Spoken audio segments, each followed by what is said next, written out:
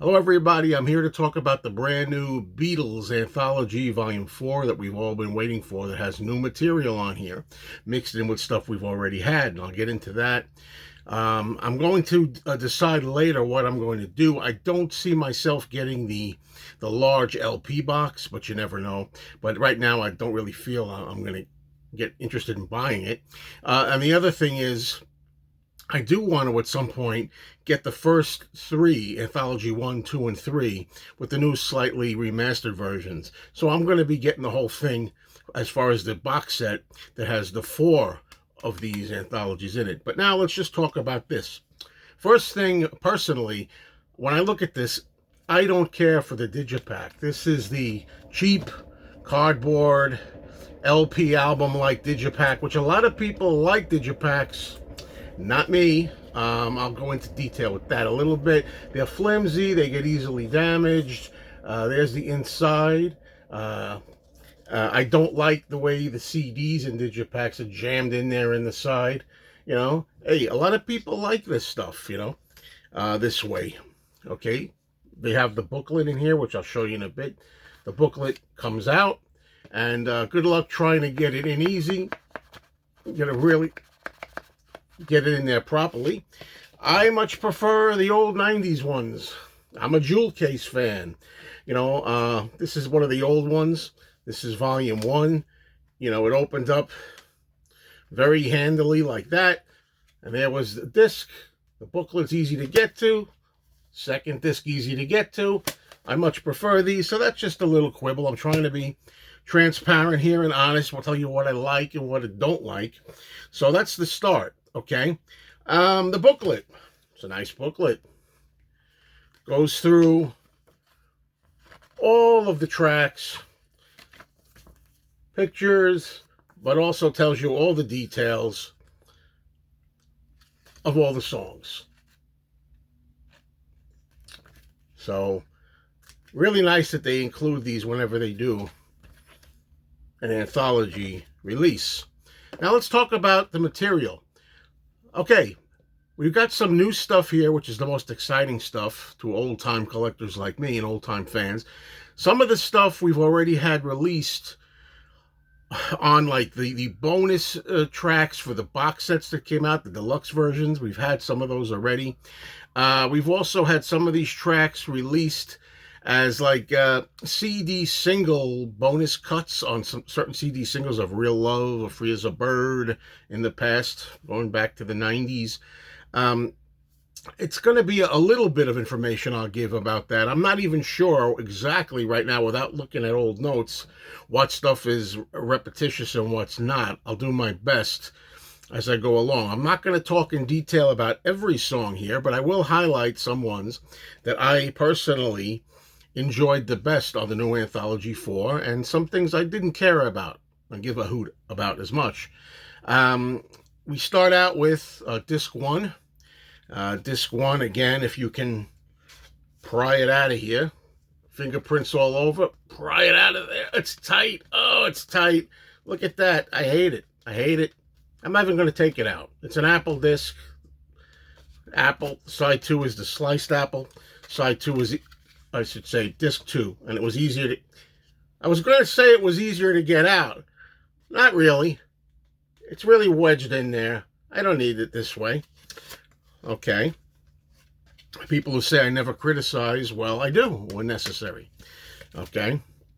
We have the cut apple for disc 2. All right, now we start out on disc 1 with I Saw Her Standing There, take 2. A lot of long-time collectors will be familiar with this, many bootlegs about this. Great to have it, though. All this stuff, even though some of it we've had before and we've heard before, it's great to have it all together now, on one compilation. So that part's good, even if some of it's repetitious. But I Saw Her Standing There's an early take. There's mistakes that the Beatles make on some of the pronouns that they say. I think it's kind of fun. And I've always liked take 2 of I Saw Her Standing There. It's really energized, starts off really great. Then we have one that I was looking forward to. We have Money, That's What I Want from the With the Beatles sessions. And there's no piano dubbed on this yet. It's undubbed. But it's basically the same vocal. This sounds exactly like the same vocal we're used to from John Lennon. It's just that it's more stripped down, and it's I don't get as excited about tracks like that when it's just kind of the same of what we've heard, only more bare. You know, I'll go on with other things I'm not too wild about with these, but I love that cover. I've always loved the way the Beatles did Money. It's just that I would have loved if there was a whole different vocal that existed. I don't know. Then we have track 3 is This Boy, takes 12 and 13. This is great, but it's no surprise because it's been previously issued. And again, I'm not sure. I didn't bother taking the exact notes. I mean, I know it was on one of those CD singles as a bonus track of Real Love or Free as a Bird. It was on there. But it's beautiful, and you get to hear them having a lot of fun recording This Boy and cracking up and laughing as they make mistakes and eventually singing nice harmonies nevertheless. Now we have the first that I know was a new release here for the first time. And I was very excited about this, and it didn't disappoint me. Tell Me Why from A Hard Day's Night takes 4 and 5. There's a discussion at the beginning that's cool between John and George about which notes to sing in a 3-part harmony with Paul. And it's a really fun alternate vocal version of Tell Me Why. I really enjoyed this. This personally is my wheelhouse. I like the early stuff. I prefer 1963 to 1965 outtakes, and most importantly, alternate vocals we haven't heard before. I'm not so keen on when you have the same vocals we've heard, but just some instruments are missing. It's basically the same thing minus a tambourine or minus a cowbell or something. Doesn't interest me so much. But Tell Me Why was good. Now we have If I Fell, take 11 as track 5, and that's really a nice vocal from John with Paul. Nice version here that I've never heard before. Number 6 is new, I think. Matchbox, take 1 with Ringo and a guitar solo by John. Ringo's vocals. There seems to be some different phrasing at times. This is the Carl Perkins cover song, and Carl Perkins was in the studio when they did it. But Ringo just says some phrases a little differently than he does on the released version. Interesting to note that Ringo, I think a couple of days later, would have problems with his tonsils, and that's when he would have to be leaving the band to go for tonsil surgery. But he sounds pretty good on this. Then we have another one I'm looking forward to, Every Little Thing, takes 6 and 7 from Beatles for Sale. You have John talking to the engineer Norman Smith about not really being able to reach the mic, which is interesting. And then this is a nice version. It's without certain instrument overdubs yet. Like I didn't get the name of the big drum that Ringo plays for this track is not yet added to it. So it's kind of a bare version, but it's good. Now, the track I was probably looking forward to the most was probably track 8, I Need You, the George Harrison song. I think it's the second or third song that he wrote for the Beatles from the movie Help. It's one thing to get alternate versions of Get Back Again and Come Together and, all the stuff that we've heard before a million times, Strawberry Fields Forever. But this is the kind of stuff I'm interested in, personally. This is just my subjective opinion. Every Little Thing, I Need You, Tell Me Why. I Need You, take 1 is an early vocal from George, and it's a different vocal. And of course, they haven't yet added stuff as overdubs. They haven't added the guitar phrasing bit and the cowbells, the harmonies. They haven't added any of that. It's very stark, and it's very interesting. Take 9 is I've Just Seen a Face.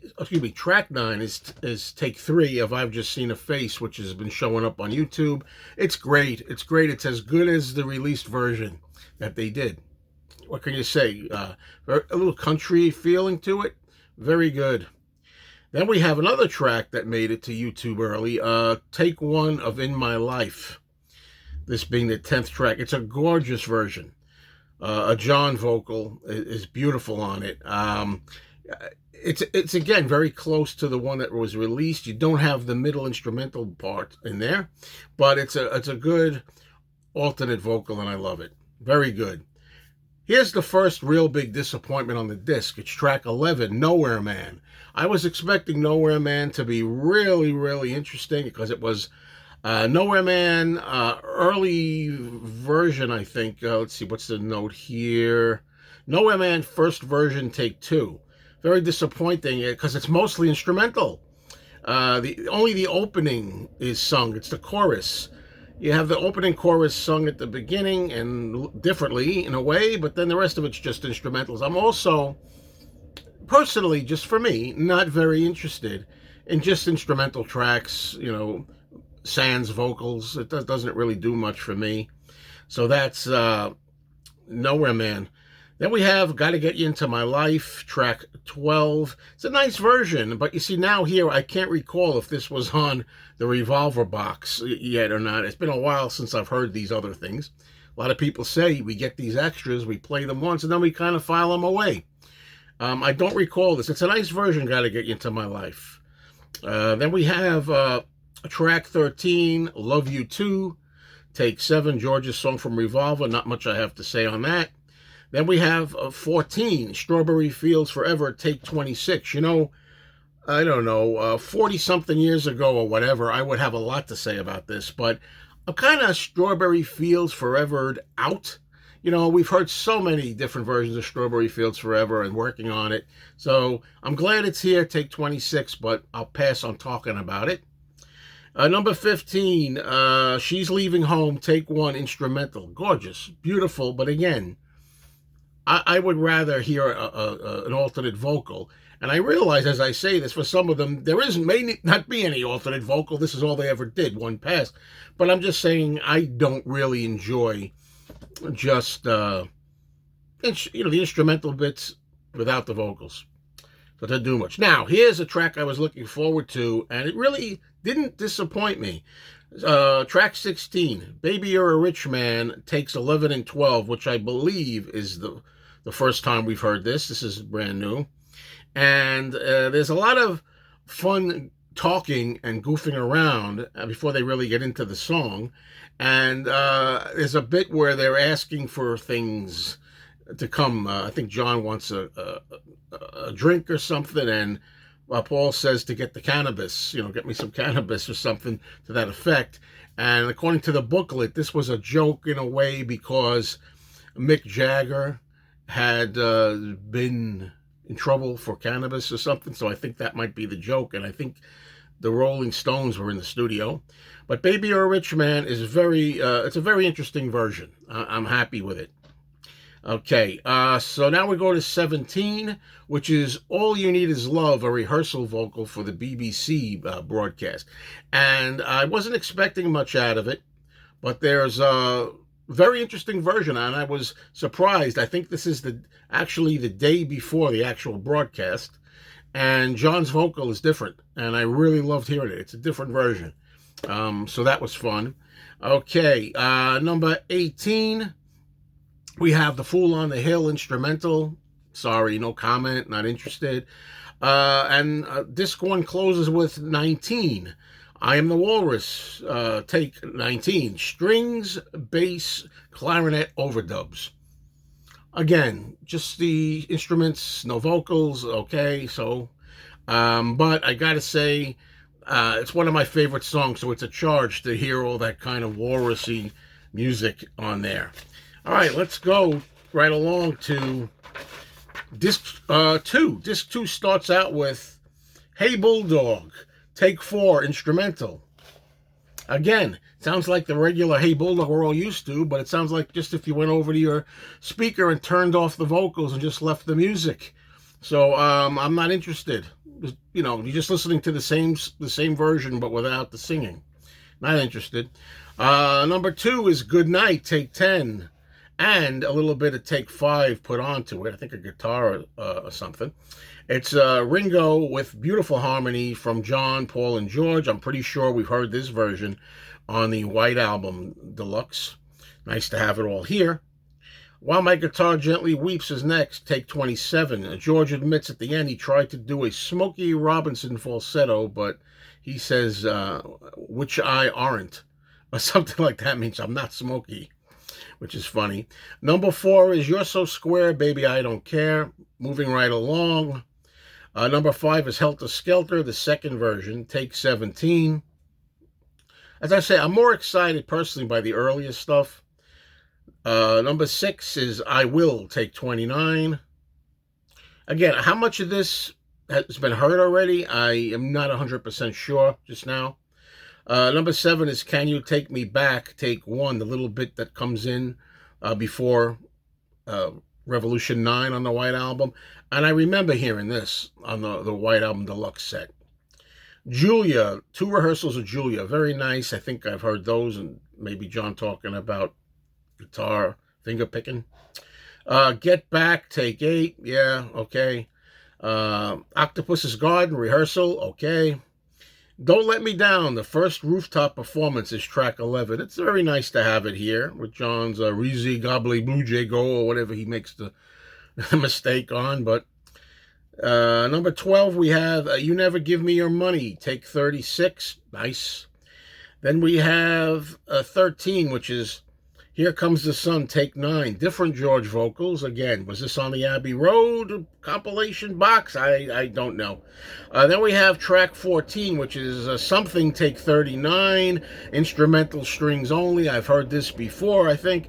Very nice instrumental. It's beautiful. It doesn't make me want to listen to this over and over again like some of the early full outtakes do. And then we get to the last 3 tracks, which are the new songs the Beatles recorded together with John's tapes. Free as a Bird, the 2025 mix, which I think is better, much better than the one we originally got in 1995. You can see my video. I did a video where I talked about it. I really think John's voice is enhanced now, much clearer. And first time I'm hearing the new 2025 mix next of Real Love. Same deal. It's better, I think, and John's voice is clearer. But, of course, we've been so used to the otherworldly, ghostly quality of John being distant, like he's almost singing from heaven. So in a way, if you're used to that and conditioned to it, you might be a little put off by hearing John a little clearer. But I love it. I think Real Love is an improvement. And finally, we get Now and Then, the closing track. And you all know about Now and Then. We've talked about it and heard it, and I'm glad it's now here properly instead of stranded somewhere on the Blue album. But that's it, folks. A mixed bag for me. There's some real highs in here, and there's some so what's in here, and some familiar faces in here. Mixed bag. Curious to know what all of you think. Thank you.